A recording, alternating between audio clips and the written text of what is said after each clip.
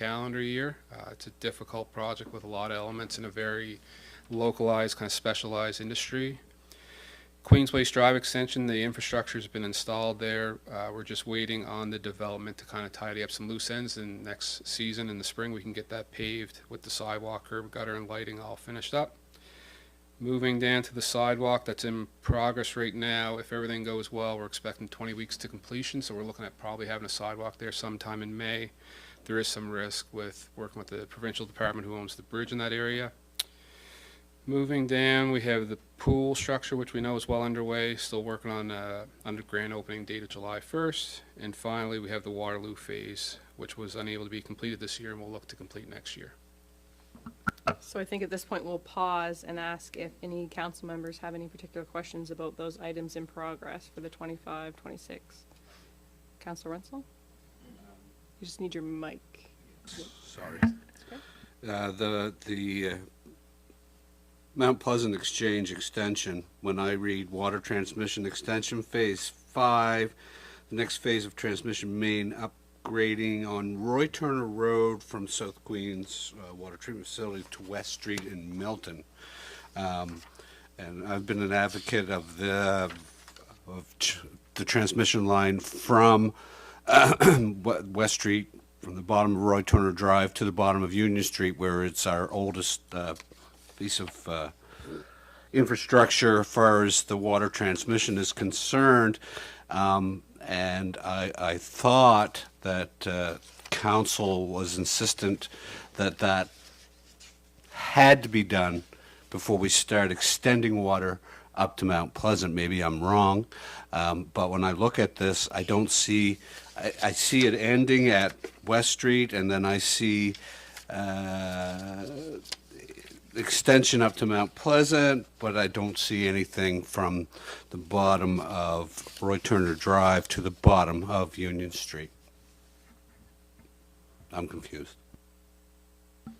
That's right. So we're just looking at the projects which were approved last year under the CIP and kind of where they're at right now. In the next 5 years, we do have other projects which bring water from Roy Turner Road to Union Street for consideration.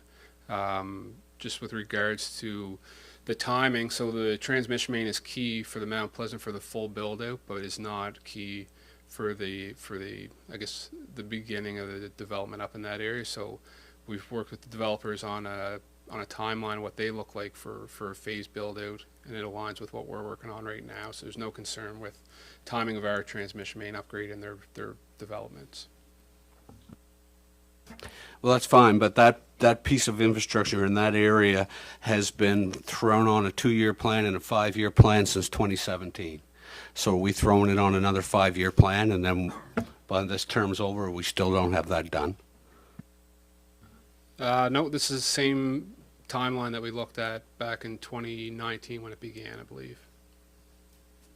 So just for clarity, Director Grant, when you reference 2019, are you suggesting that it appeared on a capital investment plan, but it was not under the 2019 year? It was just in the 5-year plan that would have been adopted? Or can you, just for clarity, explain that? Yeah, that's correct. I don't have the times right in front of me of what was proposed in each year, but I know when it first initiated way back when, it was far more than a 5-year timeline to get them all completed, and was towards 2030 before 100% of them were done. We've definitely had setbacks working with the RAB and getting phases completed timely, which has not helped improve that, but it was not by any means a 1-year or 2-year project. Thank you. I certainly understand that. And I know we're just trying to stay in these sections right now, but to Councillor Wenzel's point, in what year does that, if we could just reference that, in what year does that particular project that he's asking about fall on the capital investment plan? I recall seeing it. I'm just... Sure. So if you look at the second attachment, any project that's highlighted in blue is part of the Mount Pleasant service extension. So just picking one at random, the top of 2028, 2029, Main Street, Union to Brunswick is one element of that transmission main, but it also includes sewer and stormwater separation. Thank you.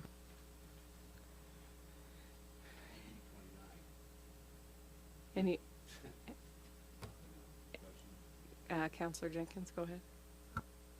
So this work up at Mount Pleasant is being done for contractors so they can start their work. Is that correct? Not necessarily. So the upgrades to the current distribution system are necessary to support the existing distribution system. Upgrades will also provide an opportunity to allow development outside of the current serviceable boundary. Do we have any commitment right now to do any work up there outside the serviceable area? We have an agreement that council approved in September for Dexter Construction to extend services into the Mount Pleasant community, yes. Do we have a contractor that's going to start work there yet, or has there been any indication that there's going to be work being done up there? Yeah, I'm not involved in any discussions with the developers about, their physical developments. That would fall outside of our scope.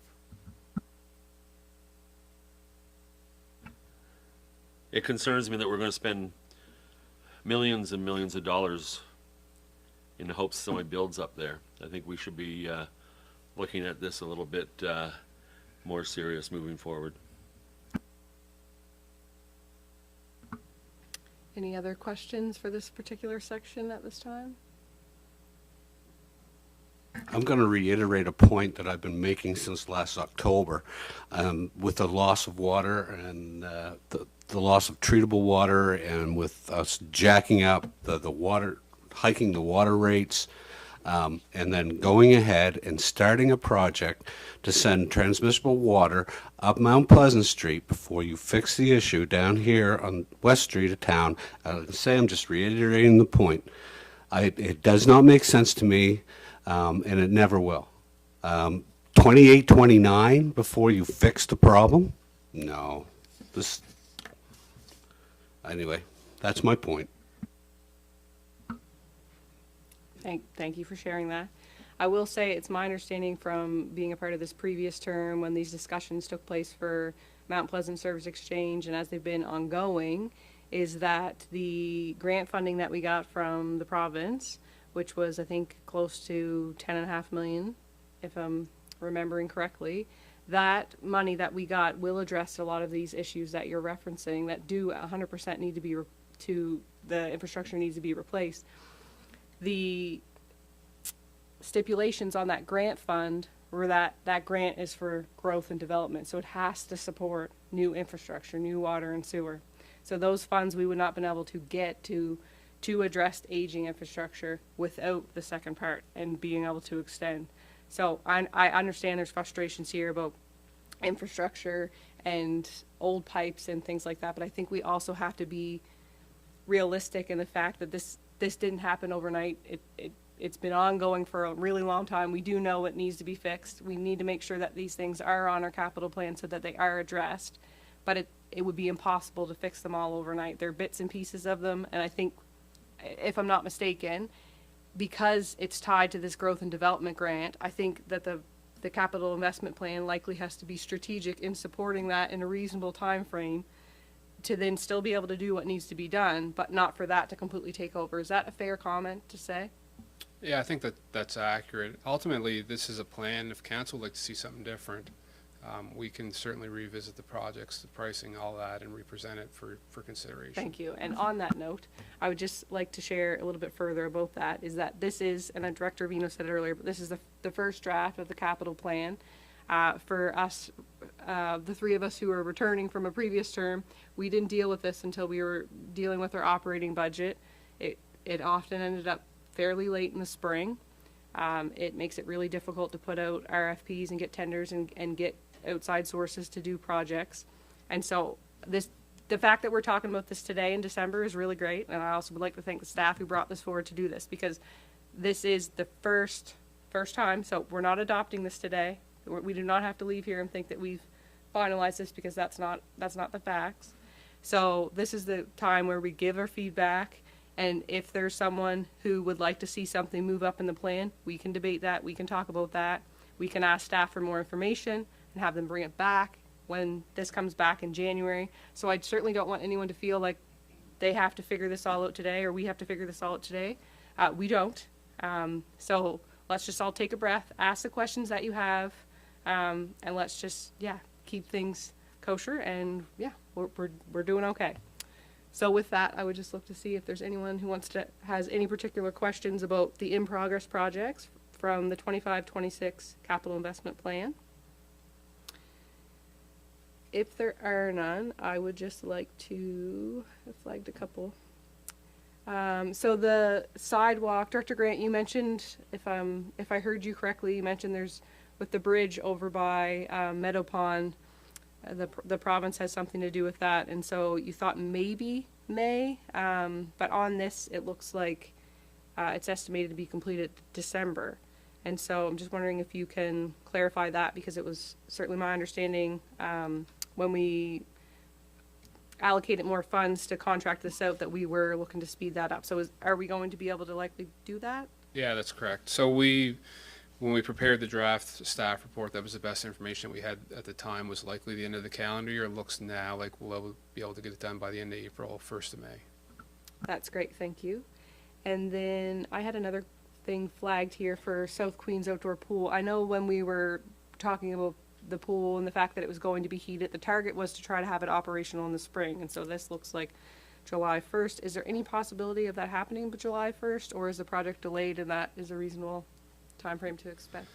No, conversations with the contractors recent as this week have indicated that they feel they're still on schedule and that we can still open the facility July 1st, 2026.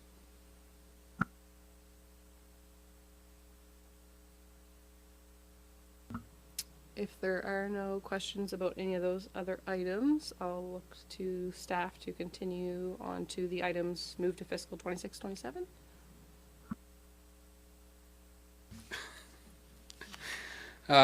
Continuing on to the accessible washrooms, while it may look like we haven't made much substantial progress, realistically, we've done a lot of work in the backgrounds trying to identify a feasible solution for that site. It is challenging, it's constrained physically, servicing is impossible nearly. So right now we're working on an off-grid kind of solution to see if that's a feasible reality that we can make, and we'll bring it back to council for consideration. The caution is that it's going to probably create a lot more of an operational burden than we'd like to see, but it will fulfill council's wish to have an accessible facility there. The next project below that is the C&D site improvements. So this was something that was requested by the Department of Environment last year to be completed this year. We're working on that right now, mobilizing later on in the winter and getting those improvements in place just to get our operating permit back up to where it should be. Just for clarity on that, Director Grant, that's not opening a new cell, or is it? No, No. that's correct. Okay, thank you. It's just maintaining the existing cell structure we have. And finally, we have the old burial ground wall, and I was here in June or July, I believe it was, with a proposal the council we chatted about, and we've been working again on that one in the background on another proposal, another solution for the facility that we will return to council with probably before the end of the fiscal year, for consideration for installation in the coming fiscal year.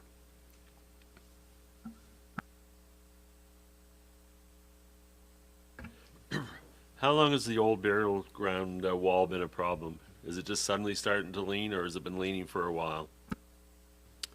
As far as we understand, it started to be, I guess, obvious maybe in the last 3 years.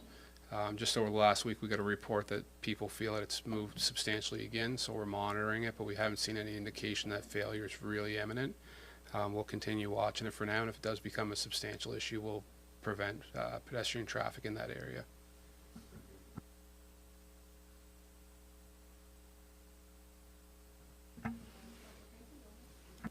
Sorry, Councillor Fancy, go ahead. The accessible washrooms up by the splash pad. What is is it getting power there? Is it getting, what is the actual problem? It's all the above. We do not have a lot of real estate to work within next to that parcel of land. There's no provisions put in for electricity to allow for any development beyond the stereo, the 15 amp stereo system at the play park or at the splash pad system there. So we have maybe 30 amps of power, which is not enough to run a facility like that. There's no water provided for a washroom facility, and there's no wastewater whatsoever at the site. So it's those three kind of strict parameters, and combined with having not much real estate to work within, that makes it very challenging to find a solution that fits within that footprint. Oh, I just wondered with the search and rescue building down below, that's ours, right? Could not things be brought up from there with power, sewer, water? We did, and that's what we did for the splash pad and the playground. Unfortunately, with the building of the splash pad and the playground, we limited any opportunity to make any kind of addition in that area by putting a perimeter fence in right into the curb and sidewalk. Getting involved with the asphalt to remove it, to put power, to put sewer water is going to get extremely expensive compared to what we have. So we've been working on what solutions we can find to try to get something feasible.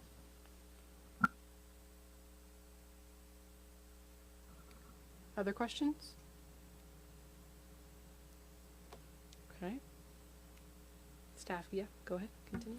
So this next section of the report I'll do because basically I wrote it for myself because I wanted to give myself some history and some background on some of the bigger projects, that we've been working on over the last couple of years. So those of you who were on our previous council remember that we had a fulsome debate around the investment in our business development center regarding the HVAC system.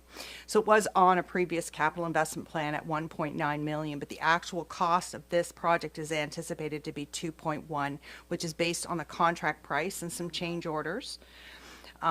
We will be coming in slightly over budget, not much. 26-27 costs expected to be 800. So this project was funded by the reserve. So at the time there was a call center reserve and a certain amount of the rental was put into that reserve. So it was partially funded by that. The accumulated surplus funded 1.1 with the remainder going to long-term debt. So we will be adding $1 million to our long-term debt when that project is completed. And again, just a reminder, we cannot apply for the debt until the project is done. So as soon as that project is done, I'll be coming back here to get a temporary borrowing resolution. We're going through that debenture process. I had a great conversation with our manager of capital works, so she and I went over these numbers and to make sure that I understood them correctly. Before we move on, does any council member have any questions regarding the HVAC project? It is scheduled to be done this year, so that's great. We were spending a lot of money renting fans in the summer to keep them cool. We won't have to do that this year, so that's great news for us. Any questions?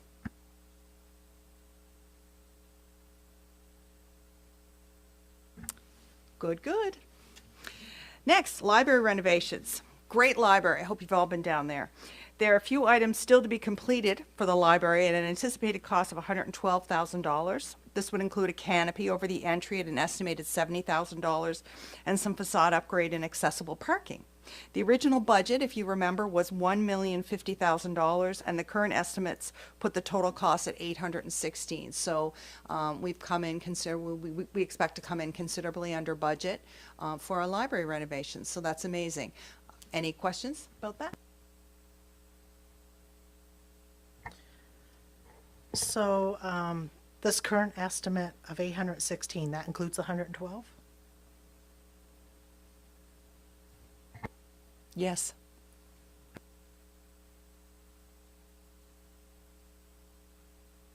Okay. Waterloo. I'm not going to sing the ABBA song. I won't do that to all of you. So this project is expected to be completed in the 26-27 fiscal year. This was one of the first things that Director Grant and I did together when I came, because it was one of those big infrastructure applications that we did, and things have changed certainly a lot since then. The original estimate when funding was applied for was $2.6 million, but current costs are predicted to be $3 million. So I've broken down the amount that we've spent in each fiscal year for your review. This project is funded by Infrastructure Canada Investment Program. After the funding was received, staff were made aware of the stipulation that no internal labor costs will be eligible for funding. So current staffing costs are approximately 40% of our costs. The resulting ineligible costs being such a considerable amount of the project will result in funding that was awarded and not being realized. So I put some numbers here together. So basically what we're going to be leaving on the table from the funding that we were granted by the province is about $460,000. That does not include the final step. It's my understanding that we might be taking a different approach with that, so we may be able to claw back some of that funding, so that's great. So once the project is completed, because it was such an extended project, staff will be coming back with a completion report for council's review that will have an overview of the project, the reasons for some of the cost overruns, actual costs and funding options for the overage, because at the time, we had funding options booked for the 2.6, but now we're over 3. So I will be coming back to council and saying, how would you like to finance the difference? Currently, this project is being funded by operating cash flow and sewer reserve funds. Any questions about the Waterloo financing? I will take. If it's about the Waterloo infrastructure, Director Grant will be happy to answer those questions. I'm curious as to why, once you found out that 40% of the cost wasn't going to be covered, why wouldn't you have looked at this differently so that it didn't come directly out of the taxpayers and find a different way of funding it? I can speak for myself from the financing side.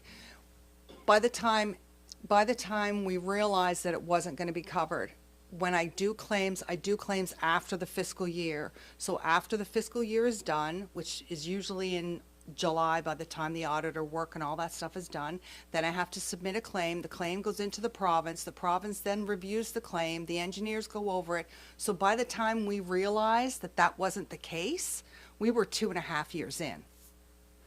So in order to get funding that would have been considered applicable, we would have had to go back to this drawing board for Director Grant to go out and tender everything again. And we were already 2.5 years in at that point. That's certainly my understanding. Would you agree with that, Director Grant?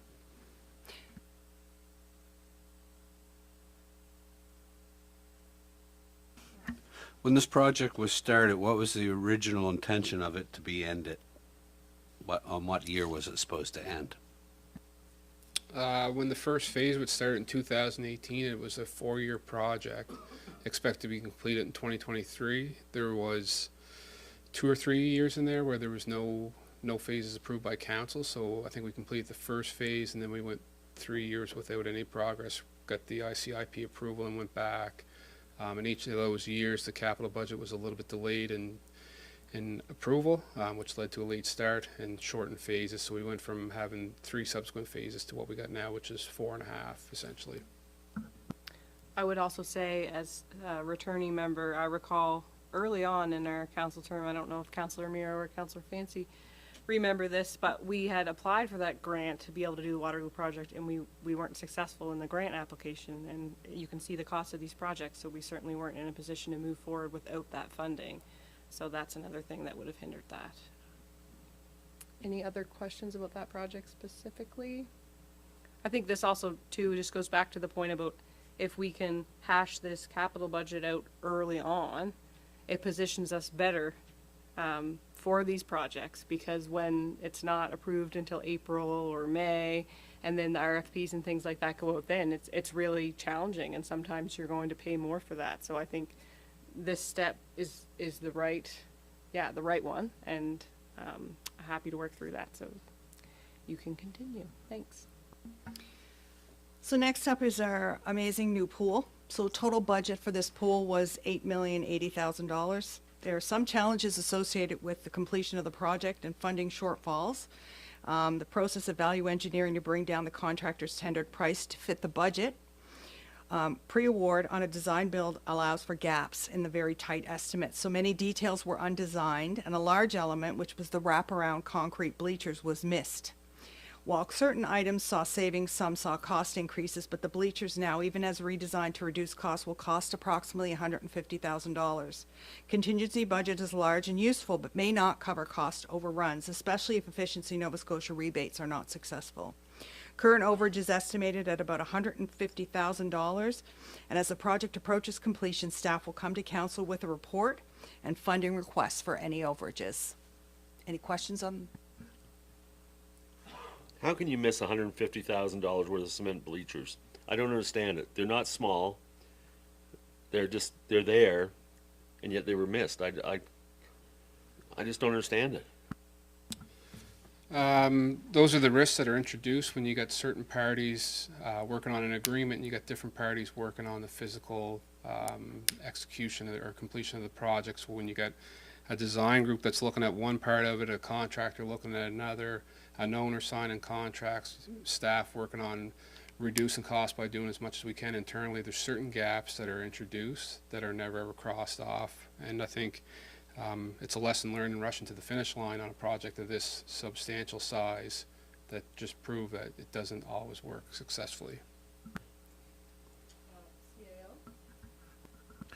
Madam Mayor, just to reinforce to council as well, I think as outlined in the staff report here, when we as an organization make hasty decisions on major projects, these are how items like this get missed. And so part of the process here is bringing forward timely information, giving council fulsome information so you can make solid decisions as you move along. So if we were to explore this, a project of this magnitude again in future, staff will take a different approach. And so we'll ensure that council is set up to succeed, and so we won't be having these types of conversations about how are things possible to be missed, because we'll go about it in a more fulsome approach. So sort of that reassuring council that we're on the same team here, and we're looking to give you all the solid information we can.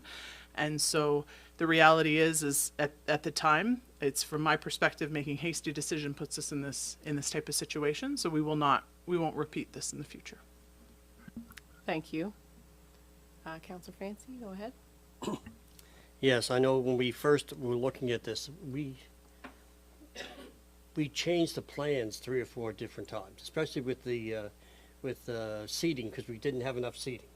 So we said, also, how are we going to get the seating in? So you have something costed out once for one thing, and then you say, then the project manager comes back and says, hey, we can put some seating in there to make this more, make this better, which it will make it better, but yet it wasn't in the original proposal. So, I mean, it's bad, but it's good because we got it done right. Counselor Mira? And at the time, we weren't talking about concrete bleachers. We were talking about bleachers that was movable. So that probably was one of the issues as well. Just on that note, is there an opportunity still to have movable bleachers, or is that something that can no longer happen, hence why we are where we're at? Yeah, so there will be fixed bleachers on the other end of the facility. These are referring to the bleachers that are against the Queen's Place Ameris Center versus the bleachers which are aluminum on the other end of the project. Thank you. Further questions? Okay, keep on trucking. Okay. Mount Pleasant Service Extension. So our timeline has been expanded to accommodate contractor capacity, and adjust scope as project evolves and additional information on infrastructure condition and regulatory requirements are considered. So what I did was I took our past CIPs, so you could kind of see the development of that project from 24-25 to last year 25-26, and then to this year 26-27. So the current funding for this project is a mix of accumulated surplus use and long-term debt as presented in the draft capital investment plan. And when we get to that actual plan, we'll talk about what funding is being used for what. Does anyone have any questions regarding the capital investment plan? Sorry, the Mersey, I knew I was going to say that. Mount Pleasant Service Extension, please.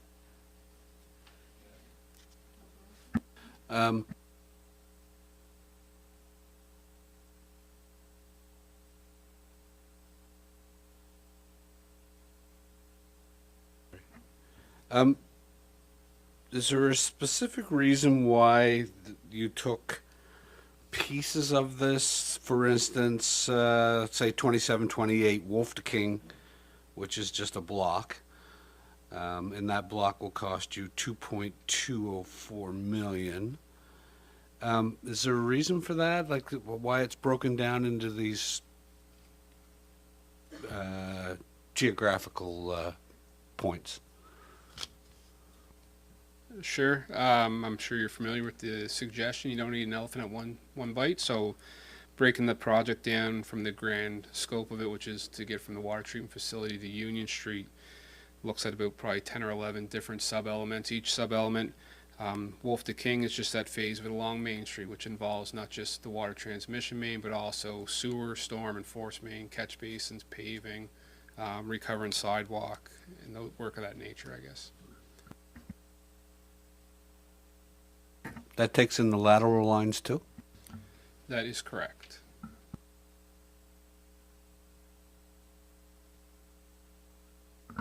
Other questions? So just in regard to the Mount Pleasant Service Exchange, seeing this broke up like this, so I know that there's been concern, particularly in Council Wenzel's district, about the infrastructure. And so when we're looking at this, there are several of those particular areas that are on here to be addressed, but they're broken up. So Mersey Court to Wolf, Main Street, Union to Brunswick, Wolf to King, Amherst to King. And so that takes us from next year 26 to 27 onwards to 27, 28, 28 to 29. And so I guess at this point too, I would just say, and these are proposals from staff. So if a member of council wanted to see something moved up, I did mention this earlier, that we could debate that or potentially ask for more information, I guess would be more appropriate to see if that's possible. Or, of course it would be possible, but what would it take to do it? And so I just want to share that, Councilor Wenzel, with you specifically, in case that's something that you're wanting to say, well, I'd like to see one of these move up. What would be the implications of doing so? So that way when this comes back, because that can't be answered today, but that way when it comes back to council again, we have some additional information about that. So I just wanted to share that. Are you telling me that this is the time to ask that? Or we review it as council and then ask? Or are you asking me to ask right now? So I think, sorry, Director Vino, I think at this point, and I'll let her jump in a sec, but at this point, I think staff are looking for feedback and direction from council on kind of how we are digesting this draft, because it is a draft. And then if there are potential changes to be made, they wouldn't be made today. They would have to come back at a future meeting. So if there's something that's bothering you with this right now and you choose not to say it at this meeting, but you wait till the January meeting, then staff wouldn't be prepared to give you the answers to that, is what I'm saying. Director Vino, would you like to add something to that? Yeah, I just want to note, like on page 8 of your report for the fiscal 26-27 total project, you'll see that that's all mapped out. The 27-28 year has none. Cross that out and move everything else up a year. We had to do some tweaking with dates this morning, so I don't want, so instead of Mersey Court to Wolf being 28-29, it's actually 27-28. The actual CIP plan that you were provided, the color one, it is correct. So if you're looking, and to further to Councilor Wenzel's, if you have a certain piece that you would like to see moved up, we would certainly like to hear about that today. And then Director Grant and I can go back and revisit the timing of those pieces, so that when we come back to you at the next meeting with that draft, I personally would like to hear your concerns today, so that we can provide you with some options going forward. If that's okay with you, Madam Mayor. Apologies, I'm referencing my notes from my laptop on the first copy. And so I'm looking at that wrong. So I'm just looking here. So in the printed package, I'm just gonna put that down a little. In the printed package, page 7 was the original one, and page 8 is the replacement. Am I looking at that correctly? No. So I'm just looking at page 7, Director Vino. Yep. It references exactly what I was just looking at electronically. The 26 to 27 Mersey Court to Wolf, Main Street, Union to Brunswick. But then on the second page, which is page 8, that looks different. Yes, so what I'm saying is, so the 26-27 total project cost, you'll see the fiscal 26-20, oh, that should be 26-27 draft. So 26-27, there's a listing: Mount Pleasant Surface Extension, Mount Pleasant Extension, Mount Pleasant Wastewater, Mount Pleasant Water Extension, then it says 27-28 and it says none. It shouldn't say none. So next, 2028-29, it says 2028-29, Mount Pleasant Service Extension, Mersey to Court. That's actually 27-28. So all of those things move up a year is what I guess I'm saying. And the actual CIP plan does reflect the correct year, like the color one. And we'll look at that a little bit later, but I just wanted to note that for you, especially since Councillor Wenzel was very concerned. Okay, so about- Mersey Court to Wolf is actually 27, 28. That's Main correct. Street, Union to Brunswick would be 28 to 29. Yep, Okay. Yeah. I see. yep, that's right. Okay. Yep. Any further? Yeah, go ahead. So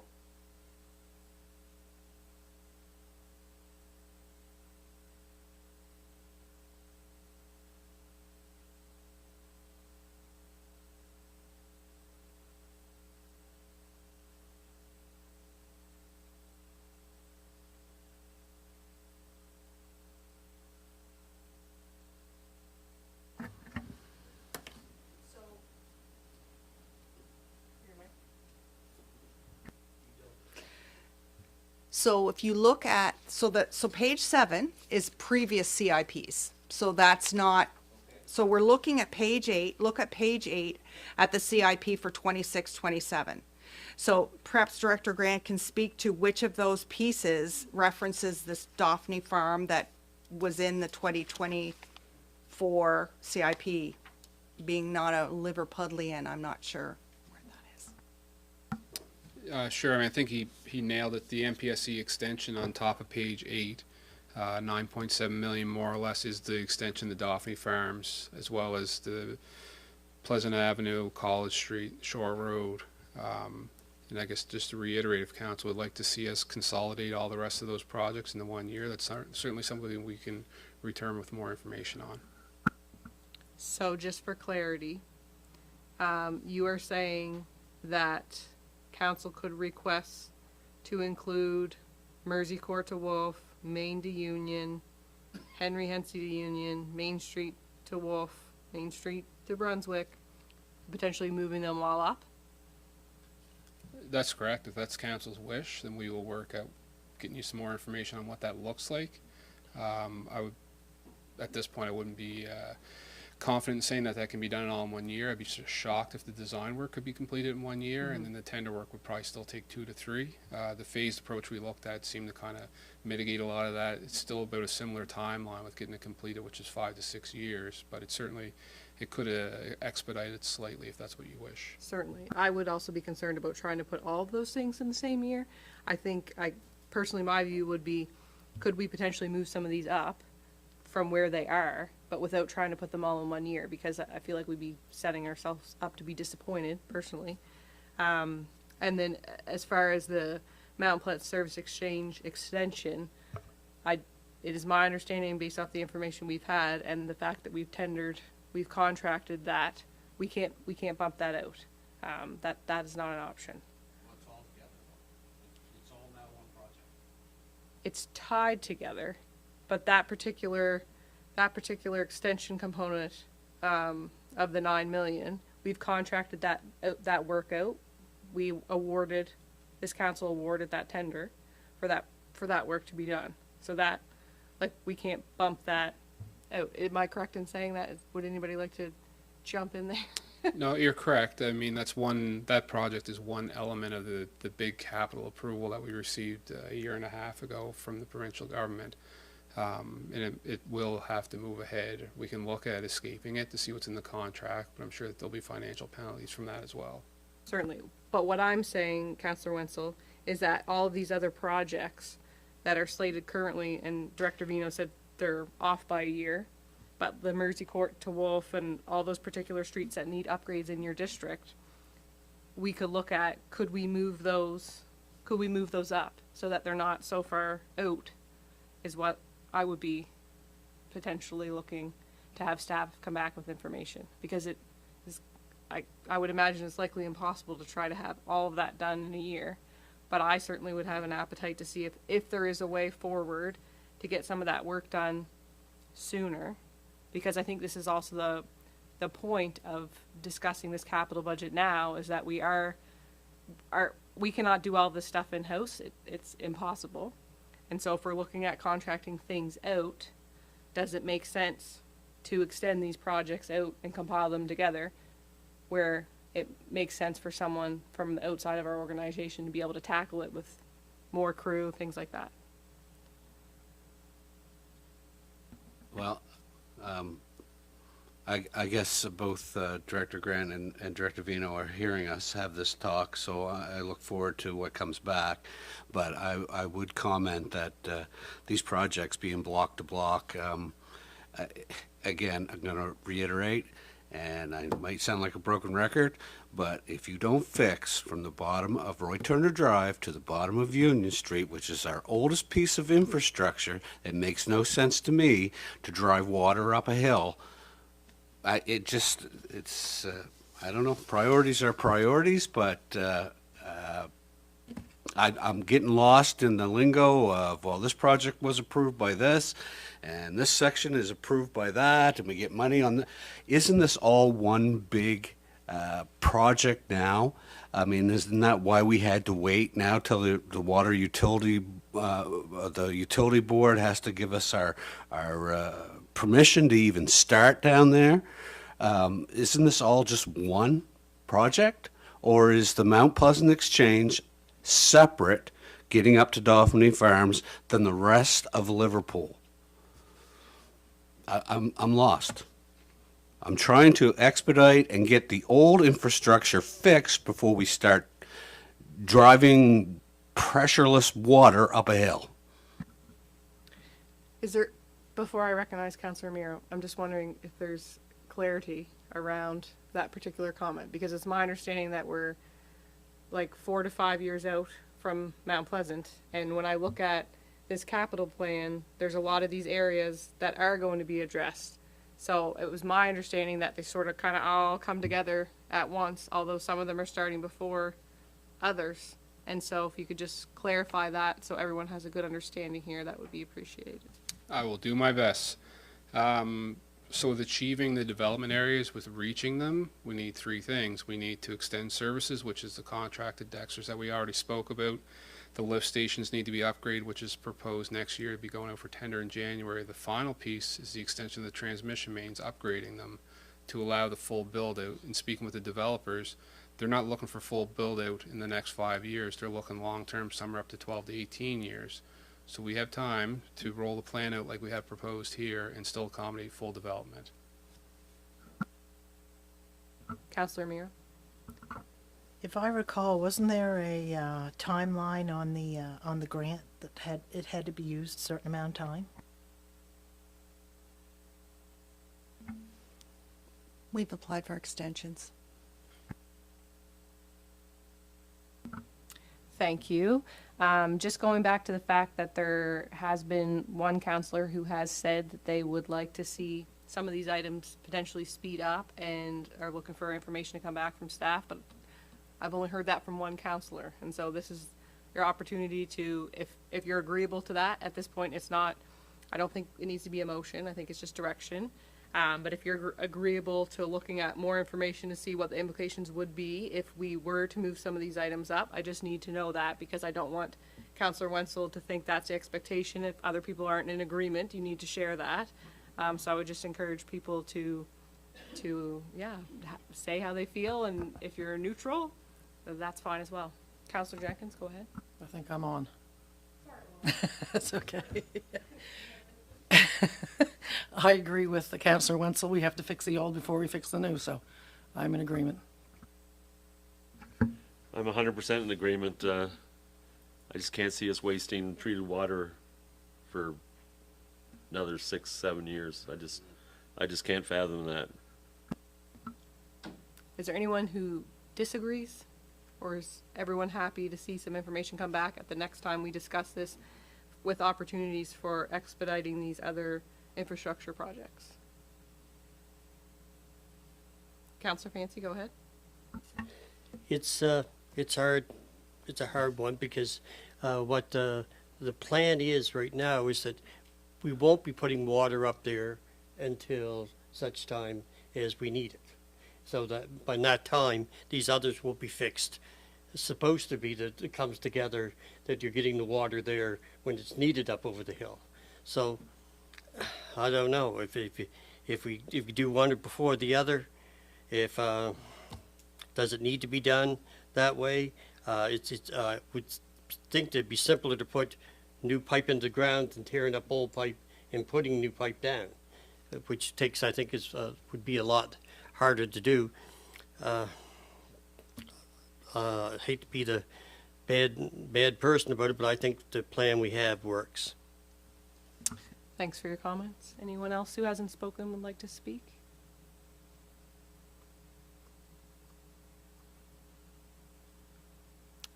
Just trying to get a sense, so there's 3 members who have said that they'd like for potentially some information on expediting some of those projects. And just Councillor Fancy, I don't think that that means, it's my understanding it's not bumping out the extension, because we have a contract with Dexter's, as it's been mentioned several times. But just about whether some of those other projects could be done sooner than where they're slated now. And I'm happy to support that. I would like to see what that would look like. Again, we're not making that decision today. It would have different financial implications. So we would have to consider that. So with that, am just looking to see, I'm trying to think what our majority is. So there's only 7. So that's majority. Vicky, Councillor Mayor is fine with that? Okay, so is that clear to staff that we're looking for potential options on the other projects, Mersey Court to Wolf, Main Street to Union, et cetera, but what, if we wanted to expedite those on the capital plan, what that potentially could look like? Is that clear? Yeah, and I guess just for clarity, so is council looking to consolidate the 7 or 8 projects that's there, just over $12 million, into 1 year or 2 years, or like some more information definitely would be helpful before we go to market, to try to work on a quick bit of information to get council exactly what the expectation is. Is it to have all these completed by the end of 2027, by the end of 2026, and is that realistic to try to hope for that objective? I would say it would be my view that if we are suggesting that they can all be done by the end of 2027, we'll be disappointed. And I think I think it's impossible. And I don't want to send staff down a rabbit hole for nothing.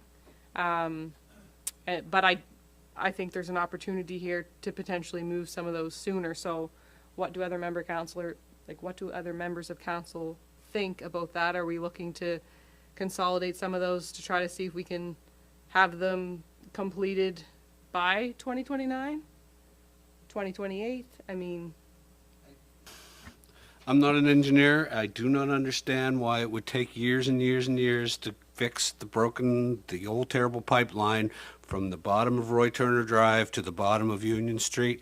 I don't see that taking 4 or 5 years. I don't understand. Again, I'm not an engineer, but if we don't have the equipment, maybe we need to contract it out. Maybe we need a second party in here.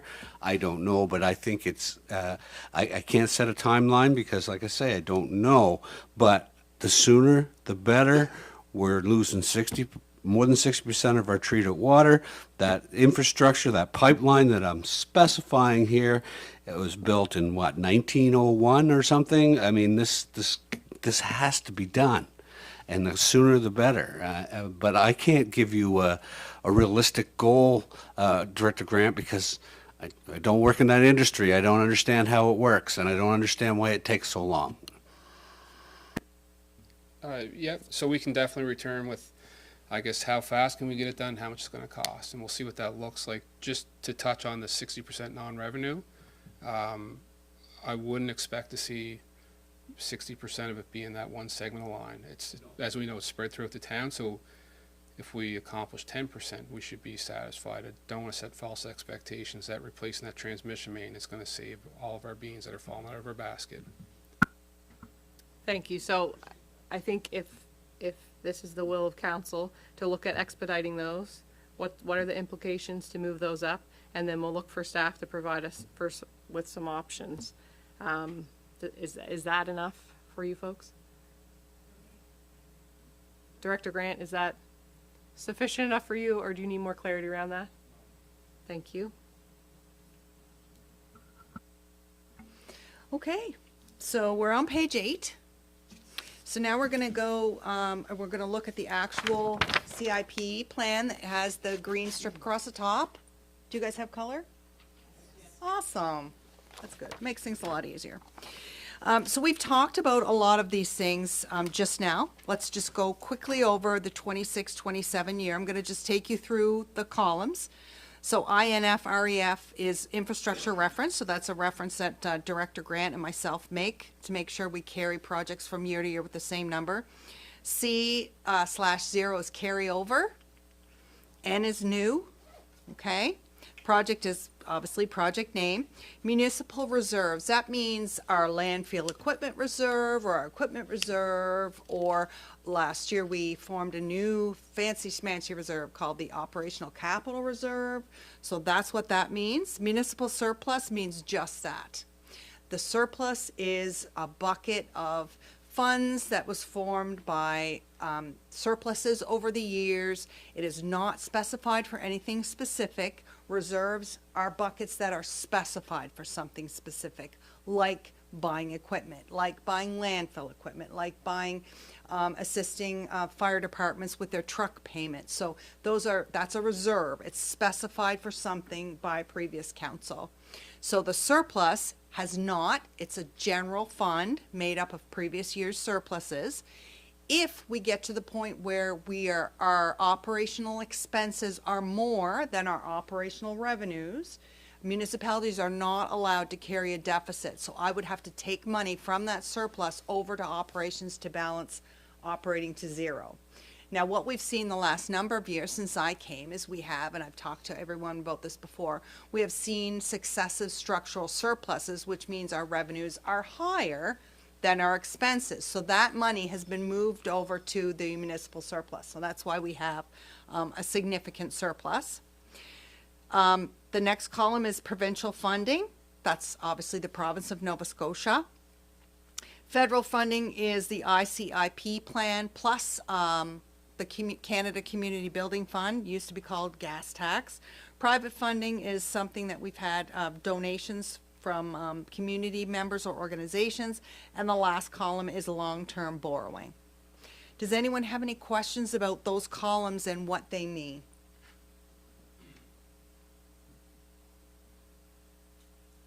This is my jam, people. Come on. You gotta ask me something. Okay. All right. So shall we just go down, Madame Mayor, do you want us to just go down the list for we'll do year one first, which is 26-27, and we'll just go down the list. And if anybody has any questions, there's some things at the bottom that we haven't really touched on in the report. Yeah, does that sound good? Awesome. Okay, so accessible washrooms, we talked about that. Director Grant talked about the challenges that we're having over with the site, over by our splash pad, C&D site, and so I funded that through the CCBF gas tax. So that's where I have funded that project from, because you're allowed that. There's a certain number of projects that you can finance from that, accessibility being one of them, and that's why I use that funding source. Director Vino, just while we're on that topic, can you just note for especially new counselors who maybe don't recall what we get for funding from that annually? Okay, so every year we get $745,000 from the federal government, and we are allowed to spend it on certain projects. So infrastructure is one, wastewater treatment, accessibility, active transportation, recreational facilities. There was a paper last year in your budget workbook, and I'll make sure you get another one this year that will tell you about the Canada Communities Building Fund. Is that okay?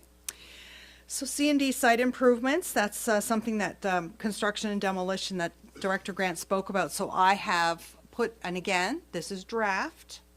I have proposed that this be funded from our municipal surplus. Gorham Planter rehabilitation, that's coming out of reserves. That's the operational reserve that we formed last year. Remember, for those smaller non-infrastructure jobs, we put $1 million into that reserve last year. So that's what's funding some of these, some of these projects. We go down to the Mount Pleasant Service Extension Water Transmission Extension. That $801,000 is funded from the Water Depreciation Fund. So it does not touch the operating budget at all. Old Burial Ground rehabilitation, same operating capital reserve. PLC computer for the water utility is funded by the Water depreciation fund, so again, doesn't touch capital. Queens Place Drive Service Extension, that is funded, it says it's under municipal surplus, but it's funded from the surplus called special capital surplus. So when we sell land, which is what happened when the long-term care facility was starting to be built, the money from the land purchase goes into the special capital reserve. And there are only certain things that you can spend that money on, and one of them is building the road. So that's where that money comes from. I think we sold that piece of land for about $900,000, give or take. Yeah, and so that's what we're paying for, that that extension out of that money.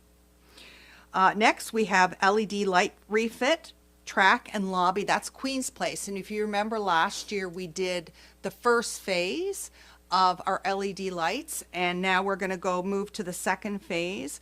So we're going to do the walking track and the lobby. So right now we've put $78,000 on this CIP plan, funded from that operational capital reserve. However, we do anticipate that there'll be some money back from Efficiency Nova Scotia that will offset some of those costs. We did get a quote for the roof remediation. Remember, we talked about that last year. And we do have a quote. Director Roberts secured one. So they will be replacing the membrane on the roof and inspecting it for any further work. And that's what the $70,000 is there. And that's also from the Operational Capital Fund. Sidewalk, Miller to Harley Humphrey.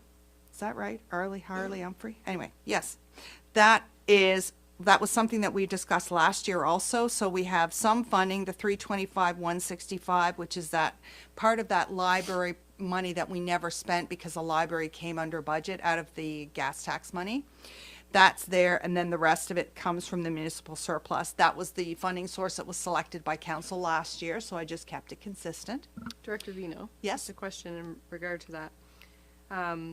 With the sidewalk being built to enable, to make it more accessible for residents to access the library space, are our staff looking at any grants, or when we know these projects and we're trying to plan for these projects, recognizing that the federal funding, the former gas tax, can be used for projects like this, but are we also looking for grants to see if there's grant money out there for projects like this so that we don't have to use those funds necessarily?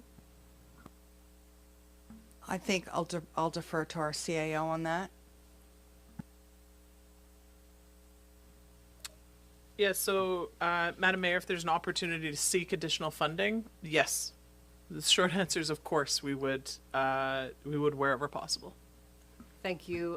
I guess I would just, like to put a little further emphasis on that to see if there is a potential for that.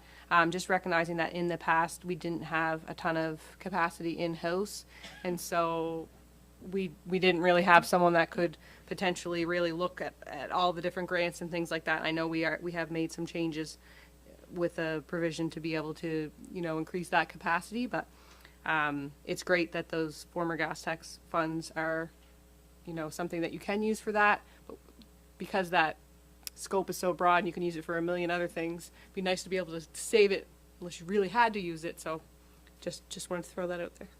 Thanks.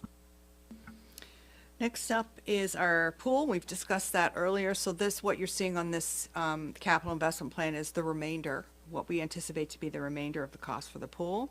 We have Waterloo. We've already discussed that too. THACC, Town Hall, Astor Arts Cultural Center. Thank you. This is something new. So maybe Director Grant, you can talk a little bit to council about what this is. Sure. So we'll be back next month with a staff report for council's consideration. That'll provide a lot more information, but at this point what we know is that this project looks at the first year of installing the lift for accessibility between the floors, as well as the electrical upgrades that were recommended a few years back, as well as providing air conditioning to the upstairs, the former town hall space.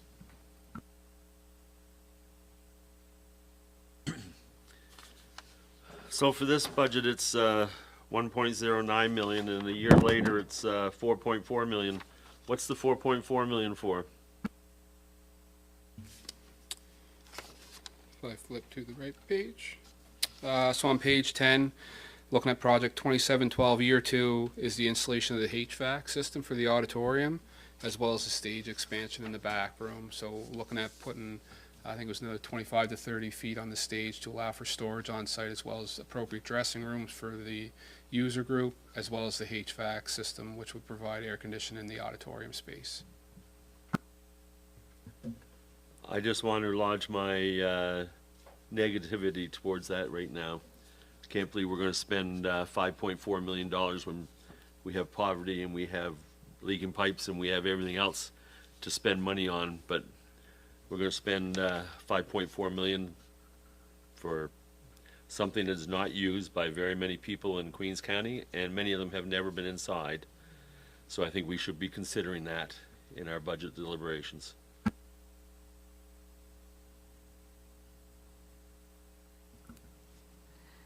I would like to add that this has been an ongoing conversation for the last couple of years.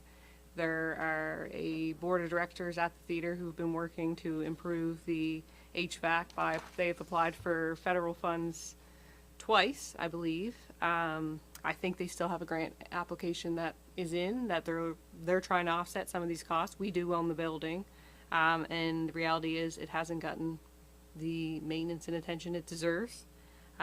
So it's not my expectation at this point that we will bear that entire cost. We will be looking for funding opportunities, I think, with the group that's working with the theater, and I'm not sure if there's any additional information you have, Director Grant, but as far as I understand, that's still happening today, that they're still working to secure funds, which they certainly don't have to do, but they are doing. That's correct. So this work has been happening in the background for a long time. Council approved some financing earlier this year for us to hire an architect to get involved to work on a master plan for the facility. And this is just a plan. This isn't deploying funds for the work. It's for consideration. So in the first year, we're looking at necessary upgrades to our asset, which is the facility, such as electrical, such as accessibility, and for council's consideration, obviously, whether they want to proceed or not. Thank you. And I would just say we do have to meet accessibility requirements. And this is, in my view, a lovely facility that we own, that lots of residents use, and it's also an attraction for Queens. And I'll leave it at that. Look to see if there are any other members of council who have a comment at this time. Before I recognize you, Councillor Jenkins, I'm just looking to see if there's someone else who would like to. Councillor Muir? They have been looking at funding on their own. This is our building, and this is used nonstop. To say this building's not used, misled. This building is used practically every night. So I'm full support of upgrading this building to its full potential. Thank you.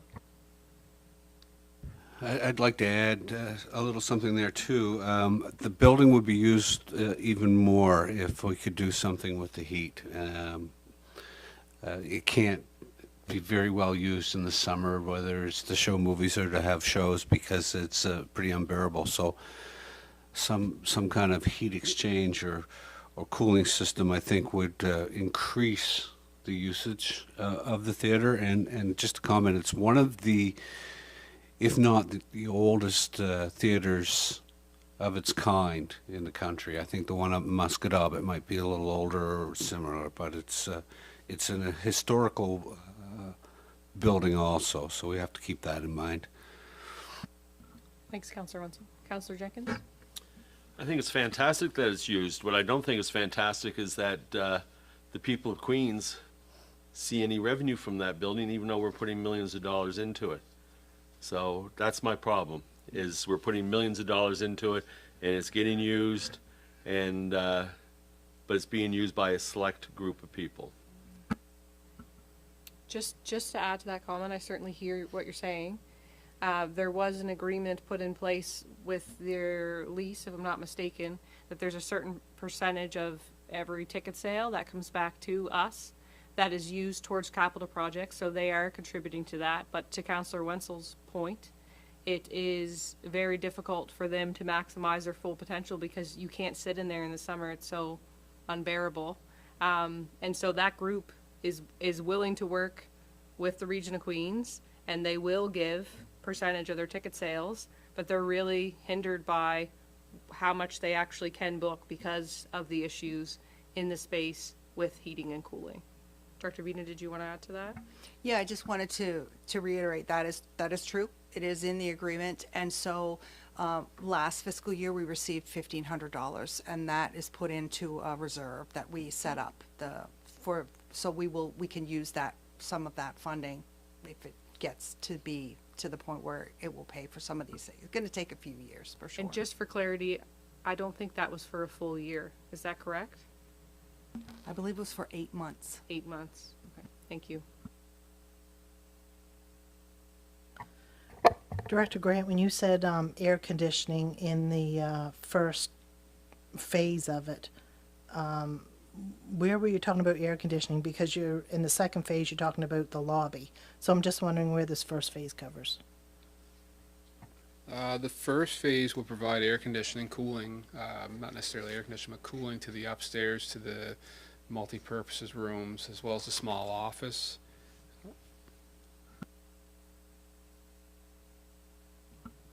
Any further comments or questions? Continue on. Awesome. So, moving right along, in the staff report, we're on page 9, for those of you who are following along at home. We are still on page 1 of the actual capital investment plan, and we're moving down now to 26-08, which is CWWTF. I'm not going to try and guess what that is. Director Grant, maybe you could tell us. Sure. So when we were here last month presenting to council the system assessment reports for the South Queens and Caledonia wastewater treatment facilities, we spoke that we'd be back with some cost considerations for the capital budget year. So 2608 is the first year implementation of those recommendations for the Caledonia system, which includes upgrades to the PLC as well as the replacement of the sludge holding tank at that site. The one right after that is South Queens. We aim to implement all that in 1 year, which is to some facility inspections, having a diver in to inspect the aeration system, and then removing sludge at the lagoon inlet. Okay. And how I have that funded is I have the collection for year 1, $421,000 out of the municipal surplus, and the $125,667 out of that operational capital reserve. The next one is quite substantial. Now I have long-term debt, municipal services building. My assumption is that's this building, so we need, no? This is the municipal administration building. Municipal services building houses the Liverpool Volunteer Fire Department, as well as their grounds crew, as well as storage for Queen's Place. So after council's request to have a study completed for heat pumps in that facility, will be returned in January with the study, which details where the cost of the $1.1 million is derived from. Silly me. Why couldn't you just say the fire hall? It was named in the 60s. God. Next is C&D expansion design. So further to Madame Mayor's comment about, is this a new cell? It is design fees to expand our existing footprint. Is that correct? That's correct. So following up on the work that we'll be doing this year to improve the site, we're starting to reach capacity, so the decision will be before council whether they want to continue being in the C&D business. If we are, then we need to look at expanding, which starts with design, then looking at capital construction the year following. Okay. So next on the list, we have equipment replacement is a loader.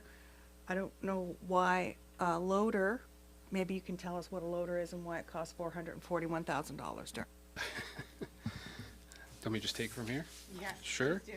So 505 loader is the machine that we were here a few weeks ago chatting about that's reached its end of life. We have since acquired the temporary loan or rental piece of equipment.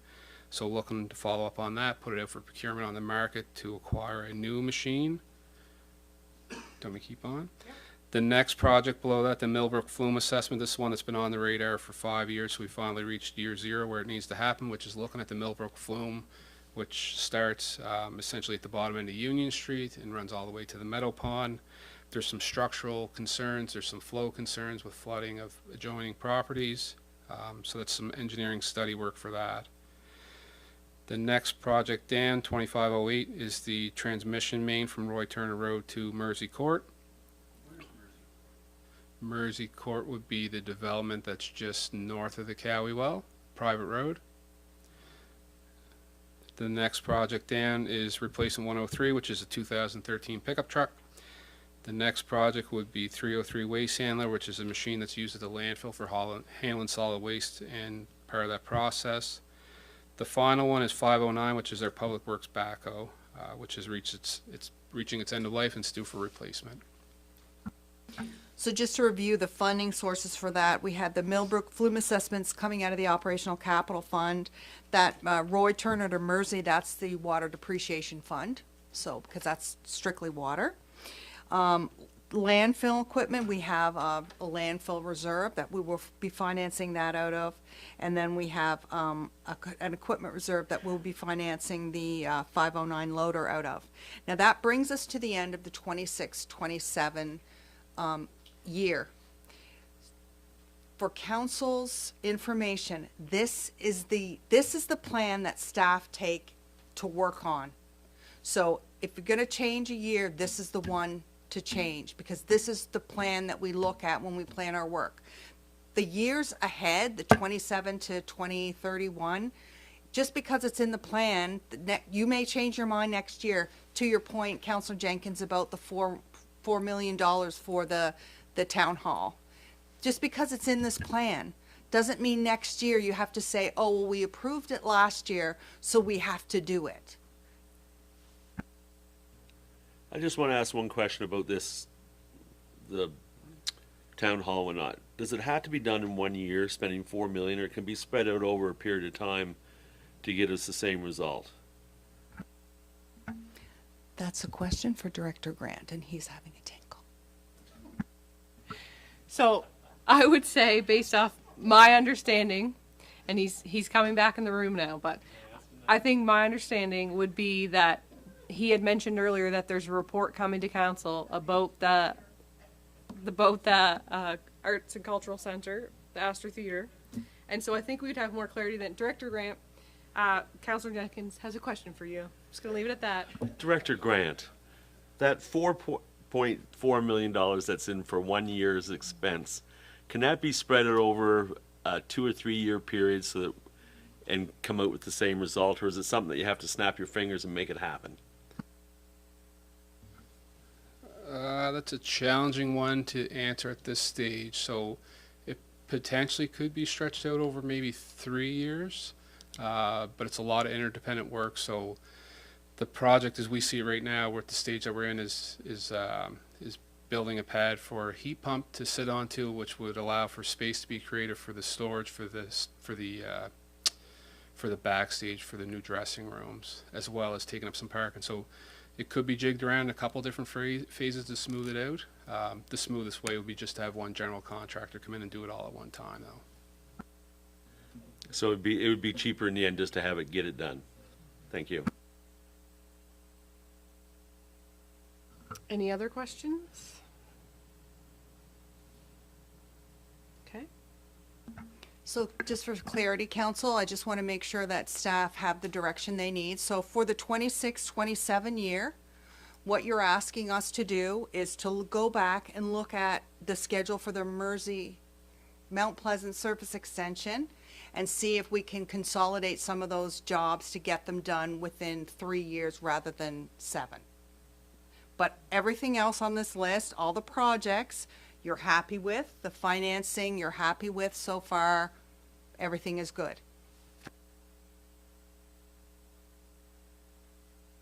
So the way that this is currently presented, Councilor Francie, sorry, CAO? So, Madam Mayor, just to reiterate, since this is my first opportunity with council speaking about our capital budget. So if council has different priorities, staff are more than happy to explore that. So this list, as staff have presented, is what the suggested projects are moving forward. If council would like to see other projects instead of, or in addition to, or items removed, This evening would be the opportunity, as Director Vino has mentioned, so that staff have the opportunity to update the project list and bring you back for the January 13th regular meeting. We'll bring you back those updates. So I want to be sure that we're capturing the wishes of council so that we're not in a situation where you come in January and say, oh, we actually thought about a handful of different projects or you'd like to see things move. Want to ensure that we're capturing all of council's hopes and dreams in one spot. So if you'd like to see this list adjusted, like I say, now would be the opportune time so that we can be sure we're capturing what your wishes are. You took the words out of my mouth. Thank you. I see Councillor Fancy has his hand up. Okay, just a few small things. When we're talking, I'm gonna call it the fire hall because that's easier for me. Then I understand what it is. So the fire hall, that is going to be with the heat pumps would be when we're talking about the 1.1 million. That's a completion from the start to completion in the same fiscal year. That's correct. So that one there could be broken up into a couple small portions. The biggest part of it, probably, I would say 80% of that cost is the cooling of the auditorium and then introducing ventilation as well. There are some smaller aspects that can be considered by council and broken out, which would be cooling to, I guess, the captain's quarters, as they call it, the training space upstairs, and then the public works lunchroom office areas on the other side. So with that, I think it's by trying to do the one project as a whole, I would think it's like even as a house, when you're switching over from oil to heat pumps and things, there's a lot of room for rebates and other things that if you're doing the project as a whole. Plus, if we can make it into some kind of more of a comfort center, it's going to be an asset to us to be able to complete the job all as one, from my perspective. But also too, let me see, what was else I going to ask? When you talked about before about the bridge redesign, that's going to come into this budget too, isn't it? Because I mean, we're not talking about that here, but we're talking about in January you're going to do a new redesign, so that's not coming in showing as a cost yet, is it? That's correct. Not to spoil anybody's Christmas, but we're working on some more information to return within January, but indication at this time is that there's no opportunity to look at realigning the town bridge. And we'll get into those details in January, but at this point we've kind of hit a roadblock. We need further direction from council before we go in another direction and a further direction, just to be sure that we're investing money wisely. So for now, it's not included in the CIP, but it could be added at a later date.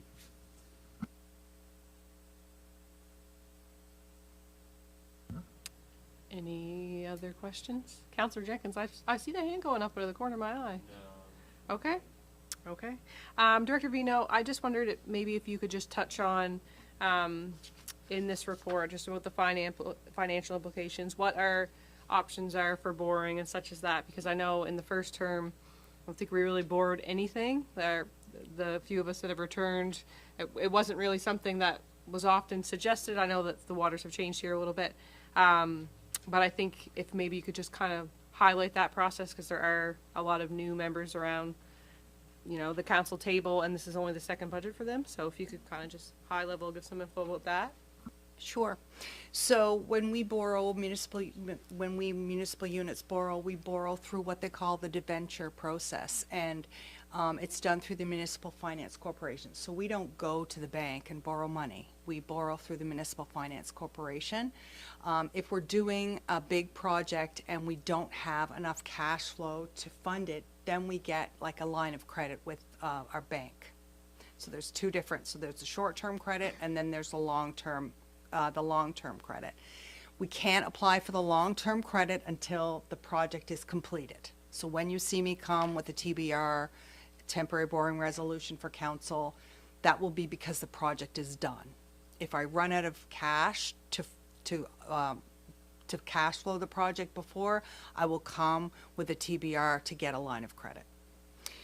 There is something in the municipal financial information called the financial condition indicator. All of you should be familiar with our little greenhouse. Every house is a financial condition indicator. So there is one for debt servicing. We don't have any operating debt, which is lines of credit. So we don't have any of those right now. Debt servicing, anything below 10% is low risk. We currently sit at 2.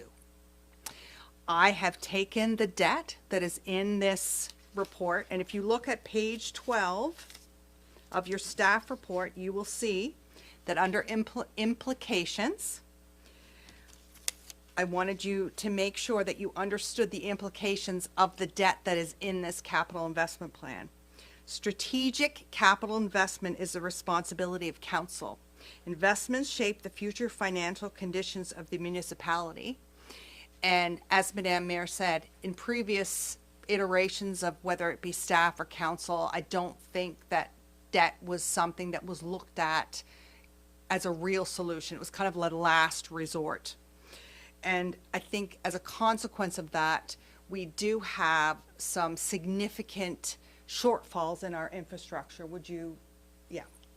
And so when I say strategic investment should focus on council priorities balanced against fiscal responsibility, the proposed plan, if adopted, would increase our long-term debt by $26.2 million. And using the current and forecasted debt commitments, the financial condition indicator for debt servicing will grow to over 14% by 2032. The FCI will surpass the 10% low benchmark in 2029 if borrowing on the plan is done as scheduled. This forecast is based on 3% annual growth in revenue and interest rates between 4.4 and 3% over the next 10 years.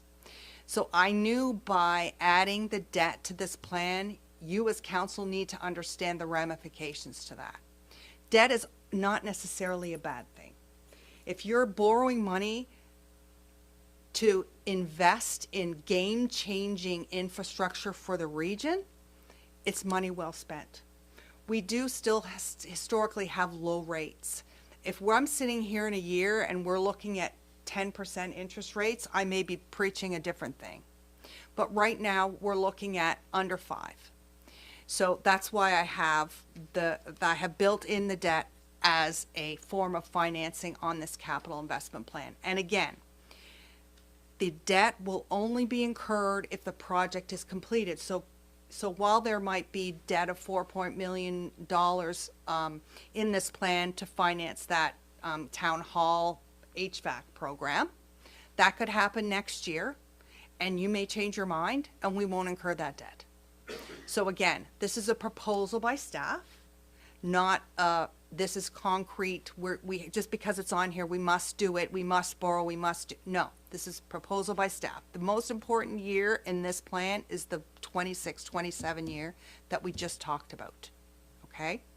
Does that kind of answer your question? Does anyone have any questions more about borrowing and what that entails for us? Yeah, just one question, because we don't see the other end of it. We just hear what you say. But we're always borrowing money. I mean, you borrow money for projects for here and there. So some of the debt comes to an end at a time. So do we have it, like you were talking about percentages of what we are at 2%, and then if we continue on, we could be up to 14%. But is there any that would counteract where we were having debt being paid, that all of a sudden that then our debt is still below the 14 because of the change of one being paid off?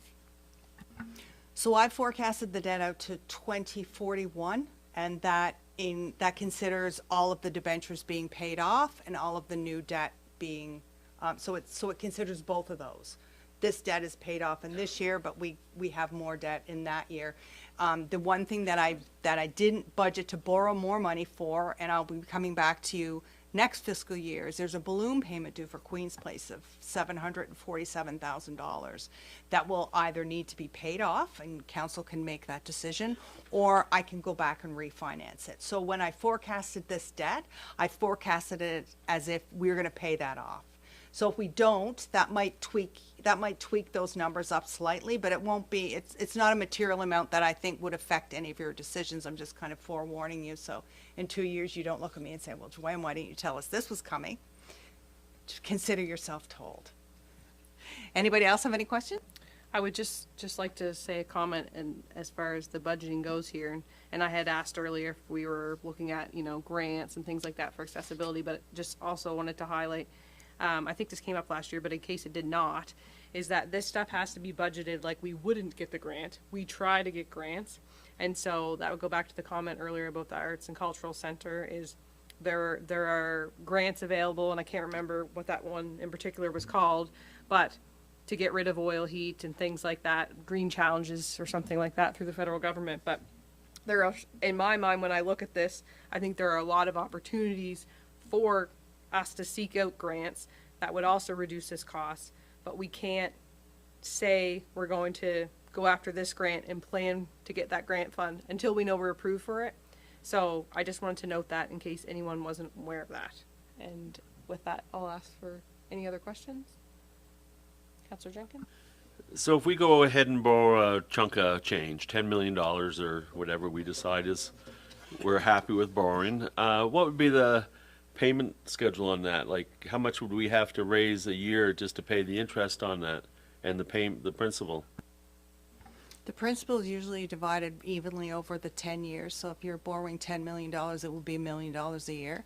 We could borrow up, I think you can have a term up to 25 depending on what the asset is. The interest payment would depend on how much you borrow and what the interest rate was on the debenture, and it changes every year. Believe it or not, there's a certain interest rate in year 1 and it changes all the way down to year 10. I can't do that mental math for you, Councillor Jenkins. I'm not that good.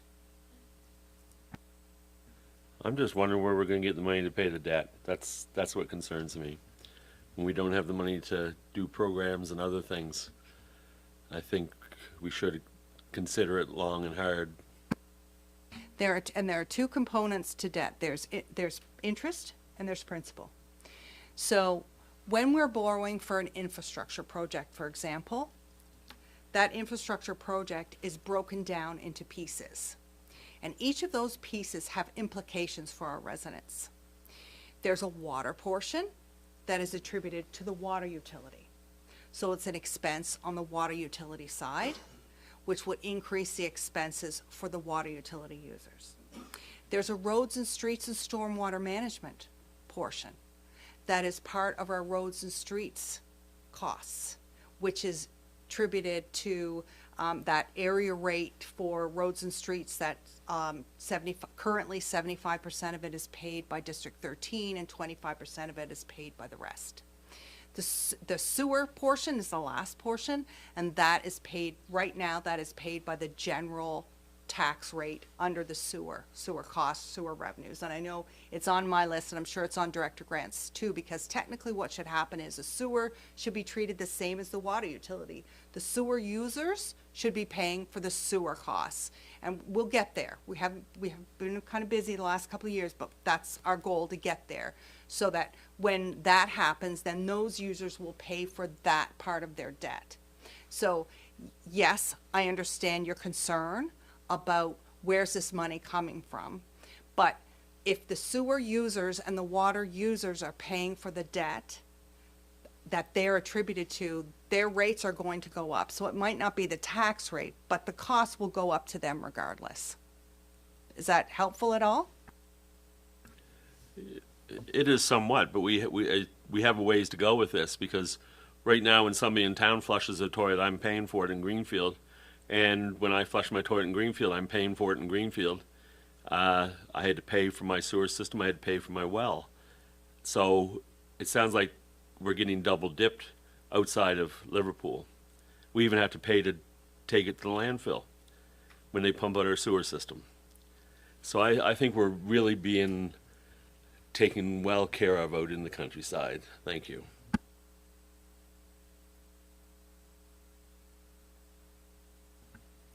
So, Madam Mayor, just on that point as well, just a reminder that coming up in the month of May, we'll have a workshop with council as well, discussing things like what the current tax situation is, talking about is it equal payment or equitable payment? Of course, two very distinct concepts, but staff will be bringing to council this spring a fulsome discussion about just what Councillor Jenkins was mentioning, so that members of council can all feel confident that which residents are paying for which services, and that again, is council seeking equal payment by all residents, or an equitable payment based on per capita, or whatever the formula may be. So just wanted to remind council that that is coming your way this spring as well, that discussion.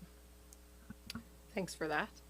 Director Davina, just to the comments about, how we pay for this debt, just wondering if that's something that you'll bring forward in January about the items on the 2026-2027 capital plan specifically. What are the what are the implications? I know we're gonna have an assessment lift, of course, that's still an ongoing, but kind of to Councillor Jenkins' point, what does that look like? Am I articulating myself well about that? I think don't so. think. So the debt that you see here is not going to be a factor in the operating budget, because we can't borrow until it's done, right?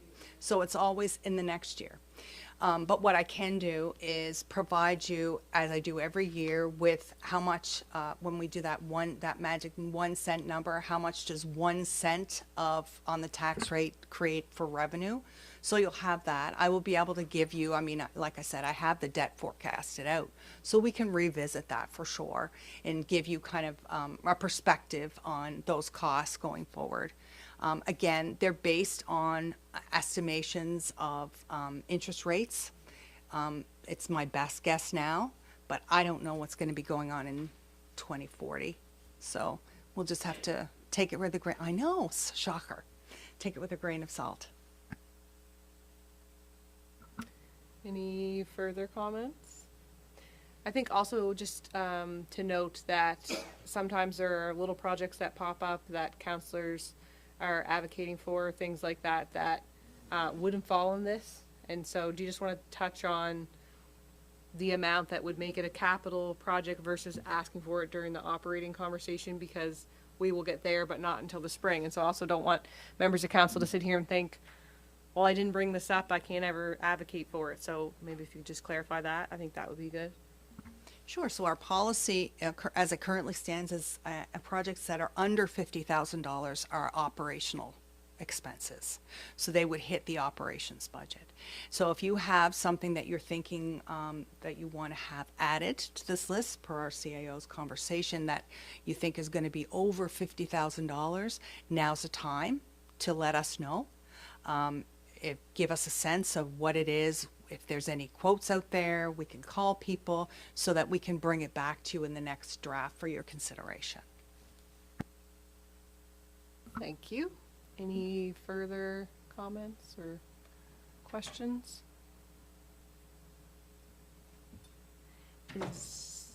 So my understanding is that we were just going over the 2026-2027 capital investment plan in depth because these future ones can change, or were you going to go through those as well? I'm just trying to understand.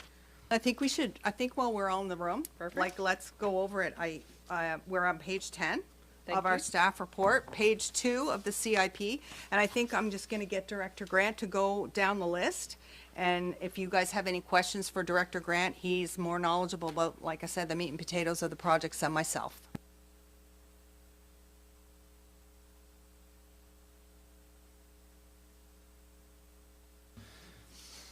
So I guess moving on, 2709, we're looking at the transmission main final connection. This would be the phase of that project with the transmission main where we actually connected physically to the water treatment facility.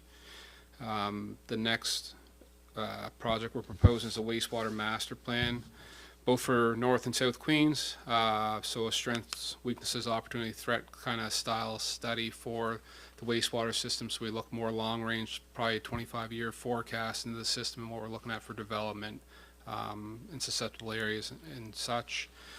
Year one of replacing lift station controllers. Currently our controllers are severely out of date. They generally have a 20-25 year lifespan. Most of them are in the 40-year range. Moving on, year two of the Town Hall Arts and Cultural Center, which we already chatted about. Year 2 of the Caledonia wastewater treatment facility system assessment report implementation. So in that year, looking at system improvements, looking at bringing the filter system back online, as well as improvements to the equalization tank. Also looking at the expansion at the C&D at our landfill, and replacing the infrastructure on Carton Street in Liverpool, where we have a galvanized water main, and as well as upgrading the existing storm system. Any questions?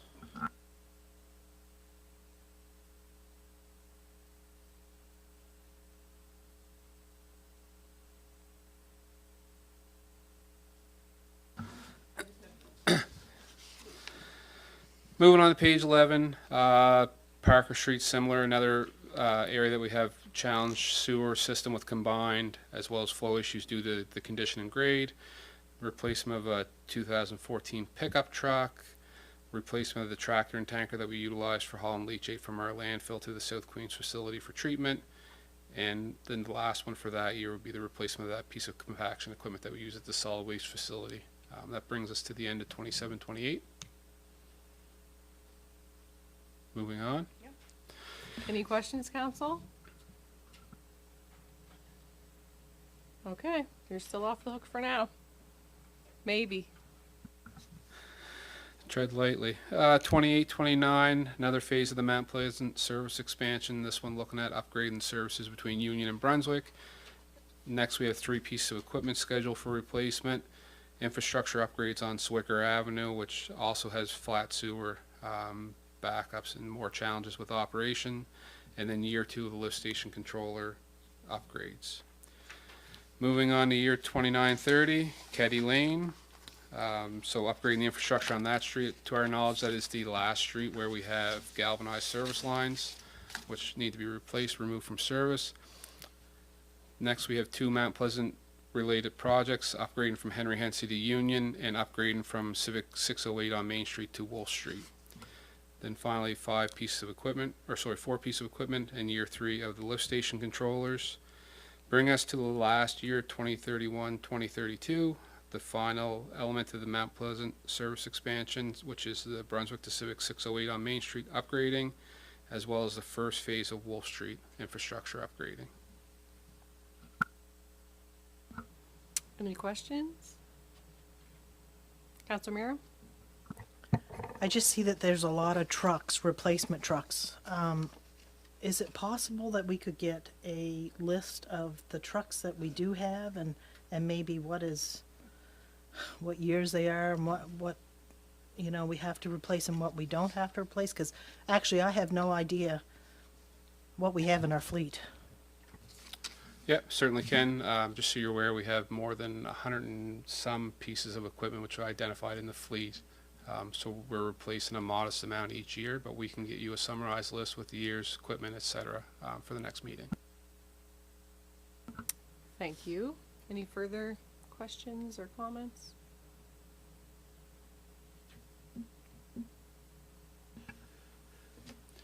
Director Grant, is it possible we could leave all these vehicles from the 28-29 year until the next council?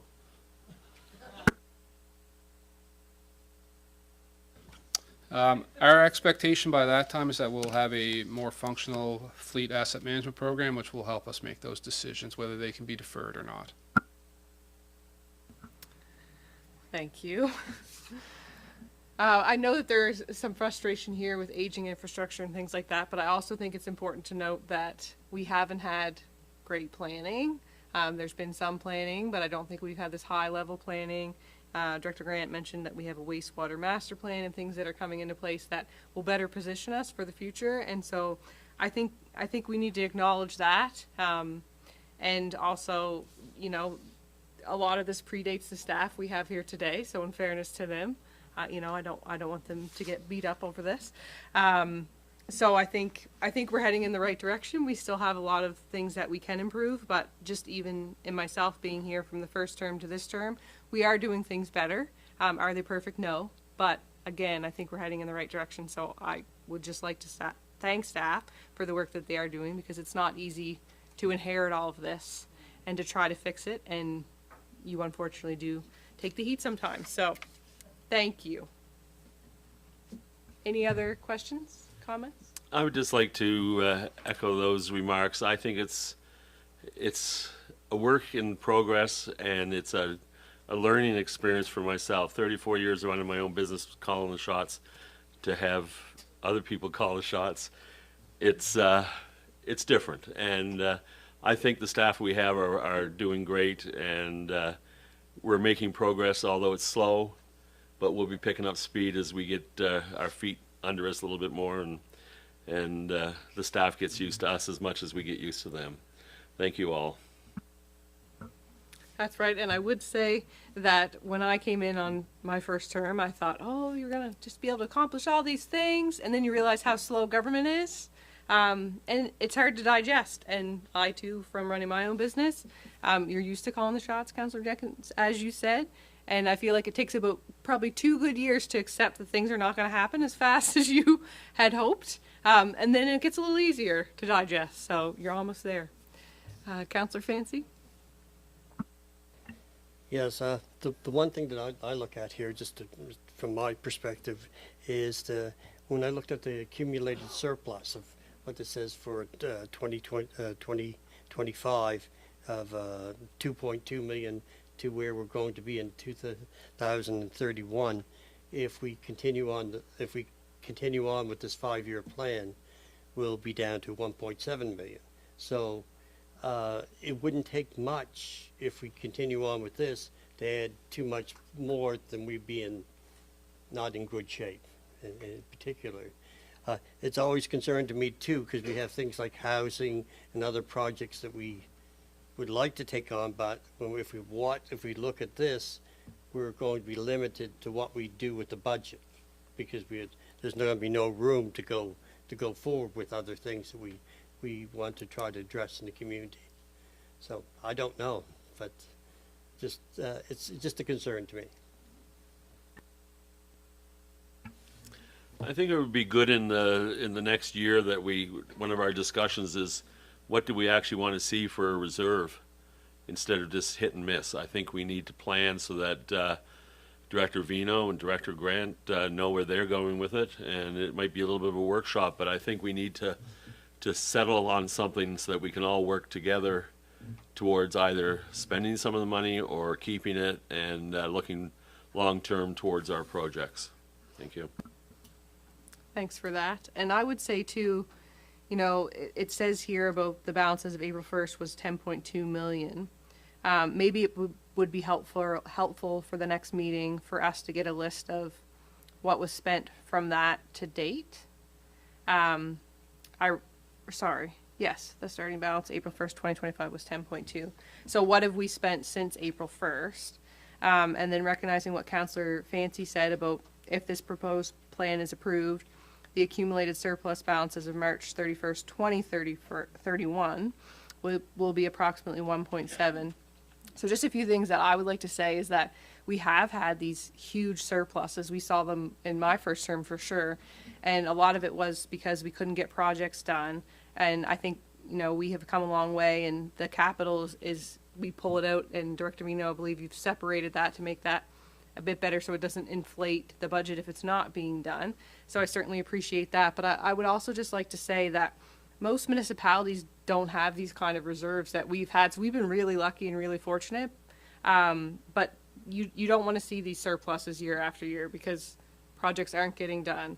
And so I think that this is not necessarily a bad thing either, and realities of most municipal units today, that if they want to do a project, they do need to look at borrowing, or they're trying to leverage grants and things like that. And we are trying to leverage grants, but I think to Councillor Jenkins' point as well, we do have several reserves, and so maybe that would be a good reminder for the next meeting too, the list of the reserves. I know you've provided them before in the past, because we are planning for a lot of things, but there are certain things that you just can't anticipate planning, and that's why we have some of those funds that are just, they're not earmarked, but you can use them when you feel like there's a project that makes sense. So yeah, I just wanted to note that, because that's not most municipal units' realities. They don't have this slush fund that we've hung on to forever and a day, but we've had all of these surpluses and this accumulated surplus just sitting there, but then we have infrastructure that we didn't address. And so I guess I'm saying you can't have it all. But I think, again, yeah, we're headed in the right direction, and I think this will give us more clarity for the next meeting. And with that, I just wanted to ask staff if they have any further comments or anything they'd like to add. Yeah, I will, I do have that report updated. One of the challenges with getting this plan to you early is that the fiscal year isn't complete. So all of the things that were budgeted to have been done this year are still a question mark. So they're still there. They may not happen, but I will provide those to you in that report. So you want to see it for all reserves or just for the surplus? I have it. I may as well give it to all the reserves because so I can do that. And one of the things I just want to say further to Madam Mayor's point is if you look at this plan as a whole, I think Director Grant has moved from being reactionary to being proactive. You'll see plans in here. You'll see designs in here that we haven't seen before. And yes, those things cost money, but they're strategic investments in what we need, that may be things that weren't done before, and that's why we ended up with this money, these projects not being done. So you're right, Councillor Fancy, that's lower than when I came. When I came, the surplus was 3 million, and that was like 2021, so that was the year, the COVID year. So it just kept ballooning after that with transfer tax and, double this and double that. So that will be the least amount I've ever seen, and I'm conservative by nature, so that will make me a little skittish.